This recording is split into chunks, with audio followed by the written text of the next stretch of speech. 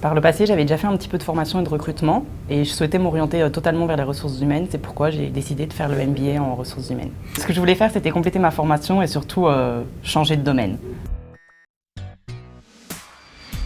Le MBA de gestion des ressources humaines a bien entendu pour ambition de former des professionnels des ressources humaines, c'est bien évident. Mais pas que ça, pas que ça. Il a aussi pour objectif de donner, plus que pour des professionnels, de donner un regard sur les ressources humaines. Parce que tout le monde, à un moment ou à un autre, tout cadre sera amené à faire des ressources humaines. On a déjà des étudiants qui sont professionnels, qui ont une expérience des ressources humaines, qui veulent valoriser, valider ça par un diplôme. Et plus qu'une philosophie, c'est peut-être aussi une éthique des ressources humaines. Il fallait le synthétiser, ça consiste à associer les techniques et les outils de ressources humaines, dans la mesure où la technique c'est la maîtrise d'un outil, les techniques et les outils de ressources humaines avec les valeurs qui sont associées. La provenance de nos étudiants, alors il est bien évident qu'il y a une première catégorie d'étudiants, je dirais la plus nombreuse. Ce sont des gens qui ont étudié les sciences humaines, psycho, sociaux ou juridiques, droit, à la fac. Bon. Il y a une deuxième catégorie d'étudiants qui sont des professionnels, qui travaillent déjà dans les ressources humaines ou qui ont travaillé dans les ressources humaines. Il y a des gens qui ont un cabinet, il y a des gens qui sont adjoints au DRH. En tant qu'assistante RH, je n'ai pas encore eu les connaissances pour gérer le personnel.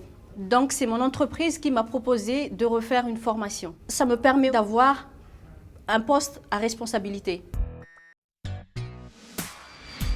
On met beaucoup l'accent, surtout au deuxième semestre, sur l'international.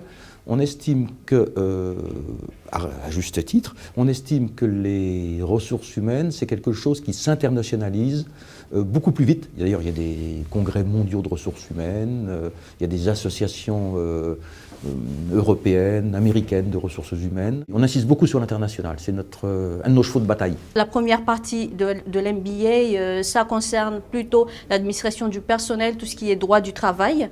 Et la deuxième partie, c'est plutôt axé à l'international, qui fait que c'est quelque chose qui m'intéresse vraiment, puisqu'au début, j'aurai les acquis en tant qu'assistante RH, donc gestion quotidienne du personnel, mais en même temps, je pourrais prendre des postes plus stratégiques après, puisque je serai orientée internationale. Oui, j'ai comparé avec ce qui se faisait à l'université et ailleurs, et je préférais le programme offert à l'ESG, donc qui est vraiment par des professionnels et professionnalisant. Il n'y a pas que de la théorie.